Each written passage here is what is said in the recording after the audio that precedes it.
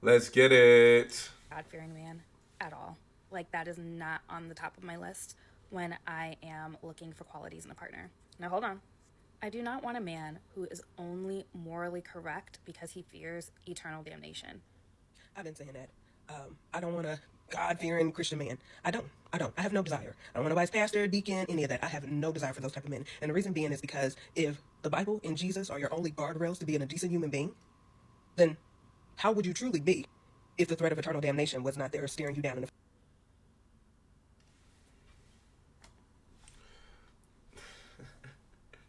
You too. What it do, man? It's your boy Benji, and we back with the crew. Hey, videos are getting interesting. If you're new, don't forget to subscribe. Slide a thumbs up. You can follow me on Twitter. I like to have discourse with a lot of folks up there, as well as on Instagram.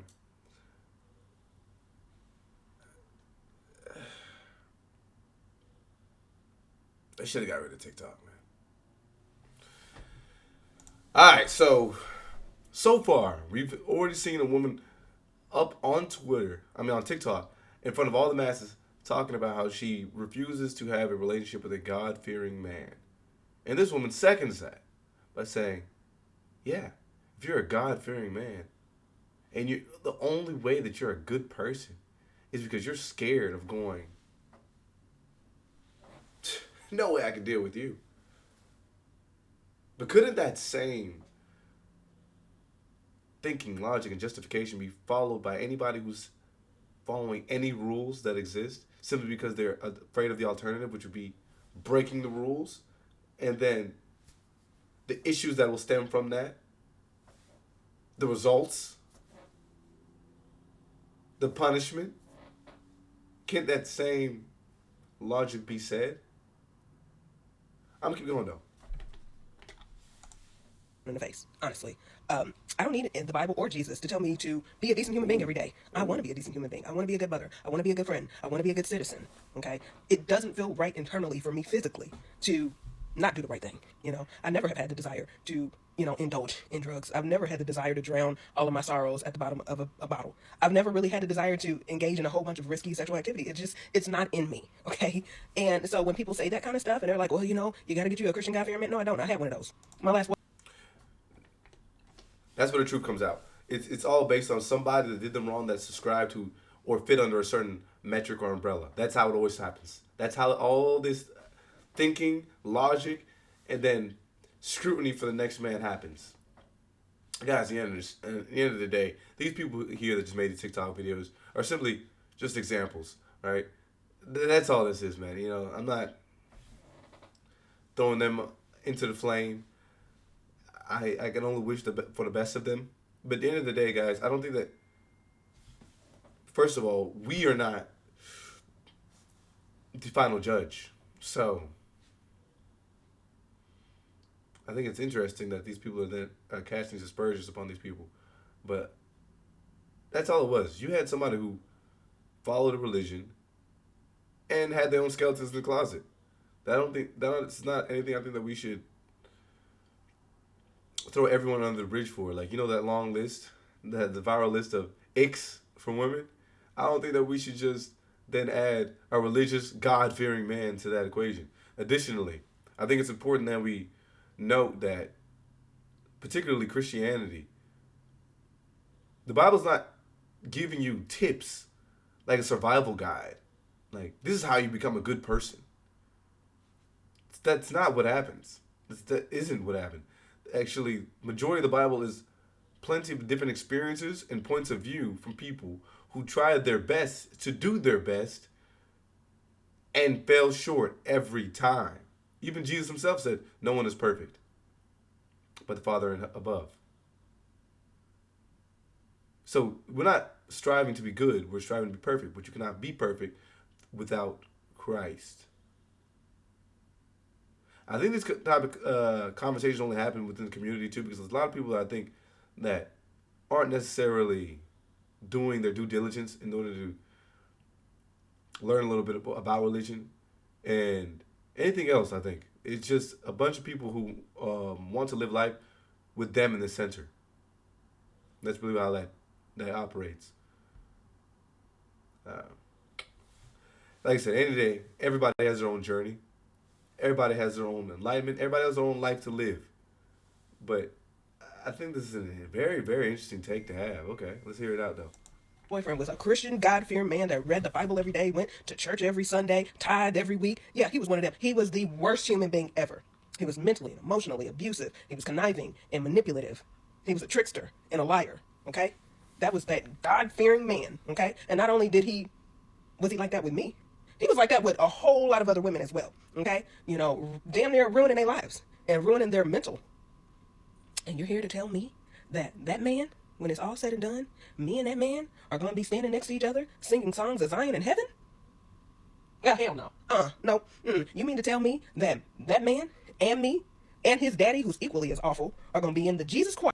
How do y'all end up in relationships with these people that are evil? How does that even happen? I understand that, like, you know, we as people, we fall victim to whatever that may be, whether that's some type of lust for their physical appearance, or maybe they said the right things, or maybe they were just in the right place at the right time. But then, I understand that you were, you know, want to throw this person under the bus, but are we... What this whole thing sounds like is going to boil down into is, are we going to take accountability? Is that what we're asking for here? Is that what we want? Do we just want to be free of accountability? This is not a God thing. This is just I don't want to be held accountable for my own decision making. Is that what this is? Choir. Yeah, let me know. Songs as Man, let me take a drink. You got me fucked up. You mean to tell me the many mansions in heaven, I may be next to a slave owner who did nothing but rape and unalive and torture and brutalize my ancestors, and now we next door neighbors on streets paved with gold? Man, let me tell you, absolutely not. Absolutely not. I think the interesting thing about a lot of this decision making that they're talking about, these two women, has to tie into where you draw your moral compass from. It's very easy to talk living in the United States of America, where you're allowed more freedom and technological advances than anywhere else in the world, right? You're able to get on TikTok and talk about your government. You're able to talk about the citizens in the government. And you don't have to be worried about, for the most part, any type of punishment or any type of retribution coming to you or your front door or to your family. You can get up there and talk about your ex. You can name drop your ex. And most people are just going to be in the comments saying, yes. So I think it's a very privileged situation that we're in.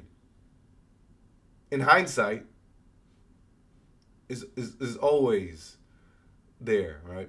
It's always easy to talk in hindsight. If you were alive during the heyday of the transatlantic slave trade, what would your moral compass be like? If you were living anywhere else in the world where you were scraping together pennies in order for you to eat for the month, would you then have a different moral compass? It's easy to talk in your house with electricity and nice pillows. It's better to talk about oh yeah, I sit on this moral high ground. And if it gets down to the end of days, we can have this competition between me and my ex on who lived a better life. And I can easily, unequivocally say me. It's easy to talk. But if we peel back the layers, where does your moral compass come from?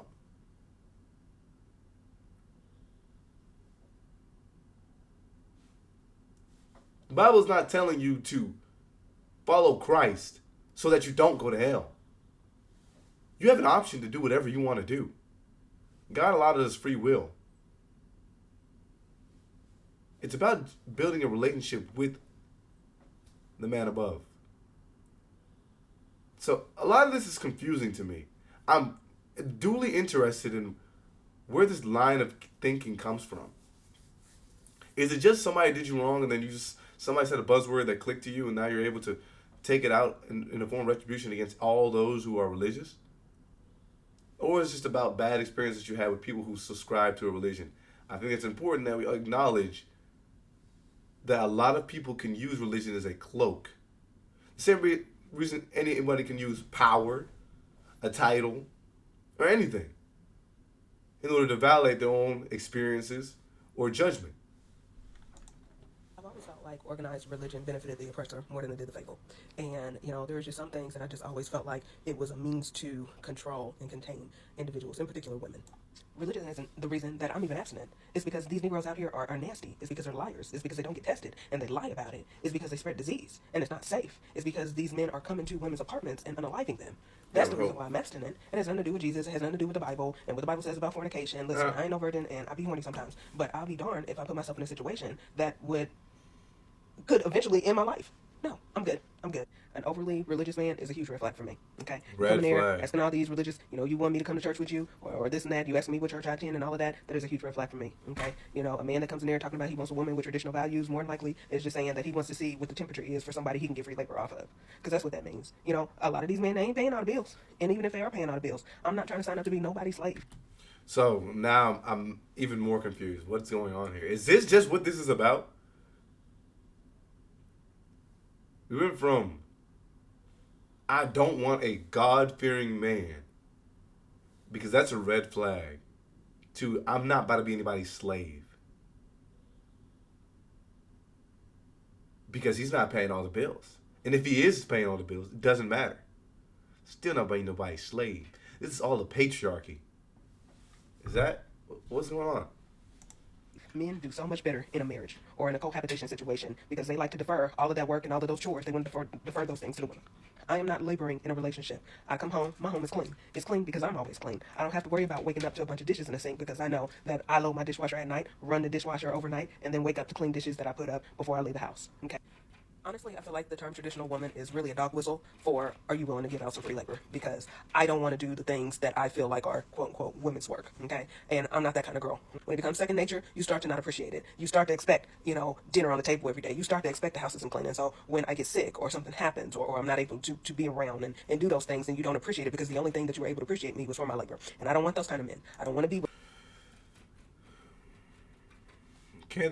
Can't the same thing be said though? Like if you were in a situation where somebody was paying the bills, and then the moment they asked you for your help on the bills, you no longer valued it. A man like that. I don't want a man that just thinks that I need to labor and that's the way that I earn my keep in the relationship. That's not what I'm looking for. I'm 42 years old and I'm well into my second part of my life. It's not like I'm starting it like 35, with a life expectancy. So yeah, that's kind of where I'm at. I don't want no God-fearing Christian man. Give me somebody with some. I think we blurred the lines here. I don't know if those two things are mutually exclusive. I don't think that you should be after a dude that is only looking for labor from a woman, and that's her only benefit to be in a relationship. I would hope so. I would also hope that you would not be loosey-goosey with your lady parts under fear of, one, the crazy people that are out there and your own safety. I would very much hope that those things reign true. Character and integrity and somebody that loves and respects and reveres women, and that's what I want. All right, you guys, you have a good night, and we'll talk soon. What are we thinking in the comments? Why bring up drugs and alcohol? If you're an over 35 woman, it doesn't really matter what you want anymore. Don't give that man time to speak a sentence. What? After I hear God fearing, I tunes out. Oh no. Lord forgive them because they not know what they say. We know exactly what we're saying and we mean it. Amen. But also, can we see this living area? I want me a me-fearing man.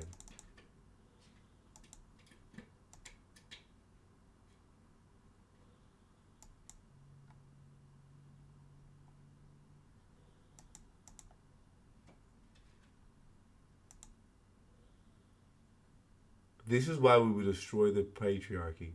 They lost forever. The truth is out and all exposed. It's a woman's world. Always has been. Gracious, pretty hourglass men will do all women want.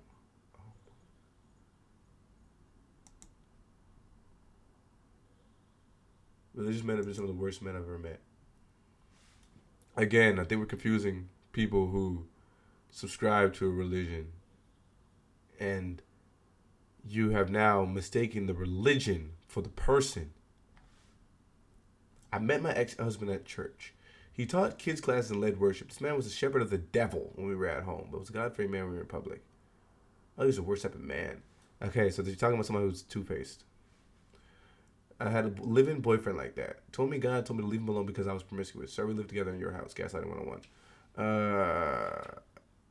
I think plenty, like relationship counselors, etc., would say that you shouldn't live with somebody prior to marriage if you don't have to.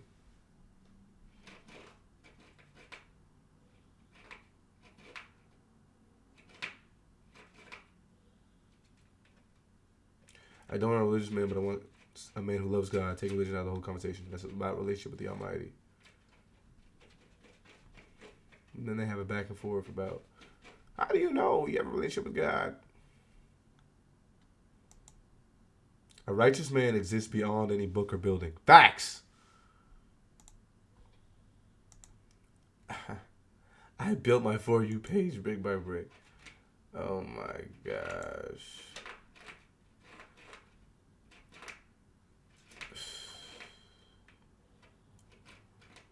Oh my gosh.